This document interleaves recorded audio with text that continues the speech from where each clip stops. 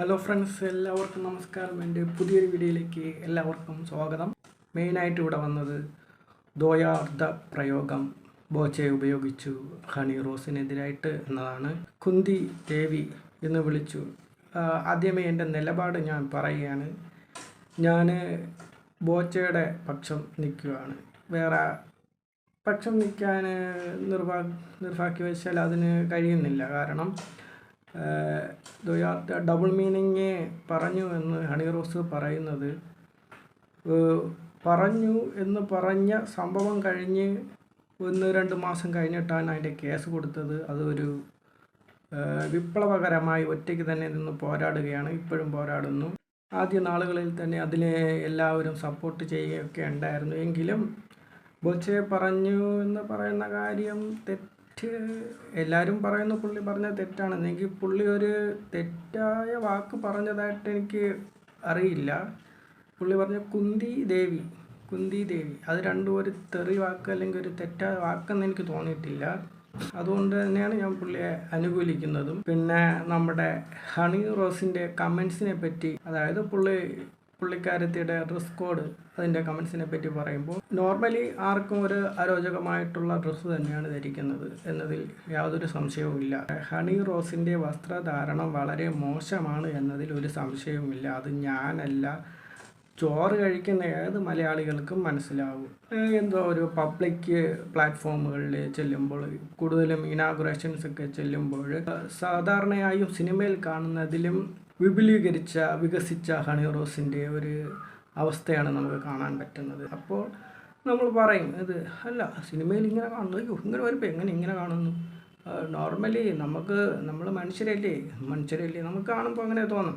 സിനിമയിൽ കാണുന്ന ഒരു ആൾ, അപ്പോൾ തീർച്ചയായും നമ്മൾ ആ ഒരു എക്സ്പെക്റ്റേഷൻ ആയിരിക്കും ഇനാഗ്രേഷൻ അല്ല ഏത് ഫങ്ഷനായാലും വരുമ്പോൾ പ്രതീക്ഷിക്കുന്നത്. അപ്പോൾ അതിലും ഒരു വ്യത്യസ്തമായിട്ടൊരു രീതിയിൽ കാണുന്നെങ്കിൽ സാധാരണയായി മനുഷ്യർ അത് പ്രതികരിച്ചു പോകും എന്നതാണ്. എന്നാൽ ഈ ഒരു രീതിയിലൊന്നും അല്ല ബോച്ചെ പുള്ളിയെ കളിയാക്കിയത്. അത് വേറൊരു കാര്യം.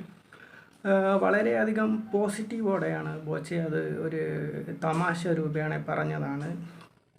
ഹണി റോസിനെ കാണുമ്പോൾ എനിക്ക് പുരാണത്തിലെ കുന്തി ദേവി എന്ന് പറയുന്ന ഒരു ക്യാരക്ടറിനെയാണ് ഓർമ്മ വരുന്നത് എന്ന് പറഞ്ഞത്. അപ്പോൾ അവരുടെ കാര്യങ്ങളും പുള്ളി പറഞ്ഞിട്ടുണ്ടായിരുന്നു. അത് ഇത്രയും വലിയ കേരളം തന്നെ ഒരുമാതിരി ഇളക്കി മറിച്ചതുപോലെ ഒരു രീതിക്കാണ് ബോച്ചെ അറസ്റ്റ് ചെയ്തത്. അതിനോടൊന്നും ഒരു യോജിപ്പില്ല. കാരണം ഇതിലും വലിയ ഭീകരന്മാരായിട്ടുള്ള കള്ളന്മാർ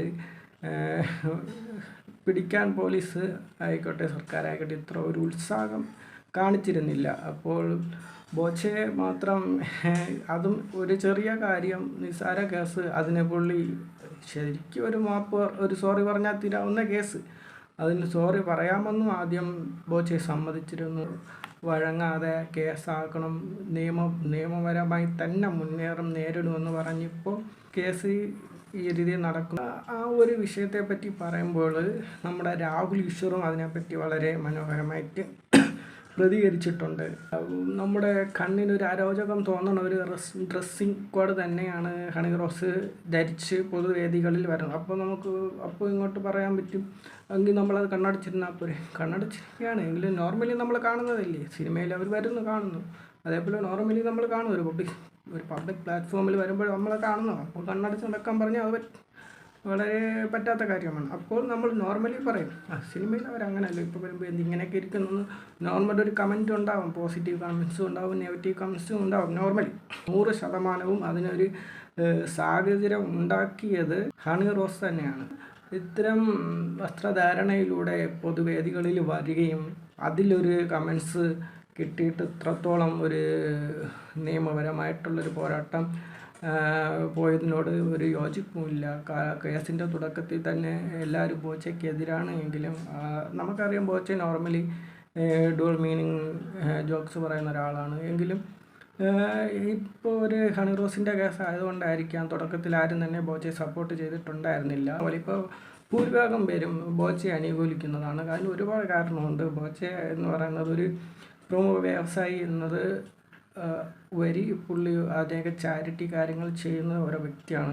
പുള്ളി അകത്താകരുത് എന്ന് ആഗ്രഹിക്കുന്ന ഒരുപാട് പേരുണ്ട്.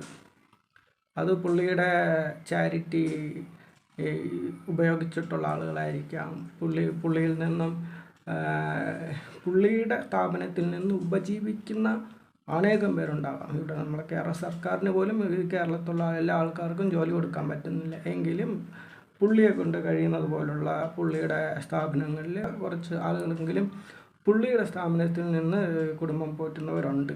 അതിലൊരു സംശയമില്ല. അപ്പോൾ അത്രയും പേരുടെ പ്രാർത്ഥന പുള്ളിക്ക് ഉണ്ടാകും. ഏതായാലും ഇത്തരം ഒരു ചെറിയ കേസിന്, അത് ചെറിയ കേസെന്ന് പറഞ്ഞാൽ ആക്ച്വലി ഇതൊരു ചെറിയ കേസാണ്. കാരണം കുന്തി ദേവി എന്ന് പറയുന്നതൊരു ദ്വയാർത്ഥ വാക്കല്ല. അപ്പോൾ കുന്തി ദേവി എന്ന് പറയുമ്പോൾ അത് അവർക്ക് ദ്വയാർത്ഥമായിട്ട് ഫീൽ ചെയ്യുന്നുണ്ടെങ്കിൽ, അത് അവർക്ക് സ്വയമേ അത് തോന്നുന്നുണ്ടെങ്കിൽ മനസ്സിലാക്കേണ്ട കാര്യം, അത് അവരുടെ ശരീരഭാഗങ്ങളിൽ അത്ര ഒരു വാക്ക് പറയുമ്പോൾ അവർക്ക് ഫീൽ ചെയ്യുന്ന രീതിയിൽ അവർ ഡ്രസ്സ് ചെയ്തിട്ടാണ്. അപ്പോൾ അത് പ്രോപ്പറായിട്ട് മനസ്സിലാക്കണം. അപ്പോൾ നോർമലി കുന്തി ദേവി എന്ന് ബോച്ചെ പറഞ്ഞു, കുന്തി ദേവി. അപ്പോൾ അത് അവർക്ക് ഫീൽ ചെയ്യുന്നുണ്ട് എങ്കിൽ പിന്നെ എന്തിനാ അവർ അത്തരം വേഷം ധരിക്കുന്നു, അത്തരം വേഷം ധരിച്ചു വരുന്നു. പിന്നെ കേരള പോലീസിൻ്റെ കൂടെ അവർ ചെയ്തത് നല്ലത് തന്നെയാണ്. ഒരു ആക്ഷൻ അറിഞ്ഞു, വളരെ ആക്ഷനായിട്ട് തന്നെ നടപടി ബോച്ചയ്ക്കെതിരെ എടുത്തു. വളരെ കൈയടി അർഹിക്കുന്ന ഒരു കാര്യം തന്നെയാണ്. പക്ഷേ ഈ ശുഷ്കാന്തി എല്ലാവരോടും കാണിക്കണം. അതായത് കാരണം ഇത് ഏറ്റവും ചെറിയൊരു സോറി പറഞ്ഞ് പരിഹരിക്കാൻ വേണ്ടിയിട്ടുള്ള ഈ ഒരു ചെറിയ കേസിന് ഇത്രയും വലിയ ശുഷ്കാന്തി എടുത്ത കേരള പോലീസ് എല്ലാ കേസിലും ഇത് തന്നെയാണോ ചെയ്യുന്നത് എന്നത് സ്വയം ഒന്ന് പരിശോധിക്കേണ്ടതാണ്. ഇതേപോലെ തന്നെയാണ് എല്ലാ കേസിലും നമ്മുടെ കേരള പോലീസ് പ്രതികരിക്കുന്നതെങ്കിലും ഒക്കെ നല്ലൊരു കൈയടിയുണ്ട് കേരള പോലീസിന്. 2 നാൾ ജയിലിൽ കടന്നു എന്ന് പറഞ്ഞിട്ടൊന്നും പുള്ളിക്ക് നഷ്ടപ്പെടാനായിട്ടൊന്നുമില്ല. പുള്ളി എന്ന് പറഞ്ഞാൽ വളരെ ഒരു സ്ട്രോങ് പേഴ്സണാണ്. പുള്ളിക്ക് അതായത് തീയിൽ കുരുത്തത് വെയിലത്ത് പാടുമെന്ന് നമ്മൾ പറയുമ്പോഴായിപ്പോൾ പുള്ളിക്ക് അതൊന്നും ഒരു വിഷയമല്ല. പുള്ളി എന്ത് പറ്റിയാലും പുള്ളിക്ക് അത് രോമത്തിലേൽക്കാവുന്നതേ ഉള്ളൂ. പുള്ളി അതൊക്കെ ഓക്കെ ആയി വരും. പക്ഷേ ഈ ഹണി റോസിൻ്റെ തുടർന്നുള്ള ഒരു സിനിമ ഭാവി അതിൽ സാരമായൊരു ബാധിക്കും ഈ ഒരു ഇഷ്യൂ. കാരണം സമീപകാലം ഇറങ്ങാനിരുന്ന ഹണിയുടെ സിനിമ പോലും ഇപ്പോൾ നിർത്തി വെച്ചിരിക്കുകയാണ്. അതിൽ നമ്മൾ മീഡിയയിൽ നോക്കുമ്പോൾ ഭൂരിഭാഗം പേരും ഒരിക്കലും അത് അംഗീകരിക്കാൻ പറ്റുന്ന ഒരു കാര്യമല്ല. ഭൂരിഭാഗം പേരും ഇത് ഹണിയുടെ സിനിമ കാണുന്നത് തന്നെ ഉപേക്ഷിച്ചിരിക്കുന്നു എന്നൊക്കെ പറയണം. അത് ഈ ഹണി റോസിന് ആ സിനിമയിൽ അഭിനയിച്ചതുകൊണ്ട് പൈസ കിട്ടി, അതിന് നഷ്ടം നിർമ്മാതാവിനാണ്. അത് കാണാതിരുന്നുകൊണ്ട് കാണുന്നതുകൊണ്ട് ഒരു പ്രയോജനമില്ല എന്നത് എൻ്റെ അഭിപ്രായം.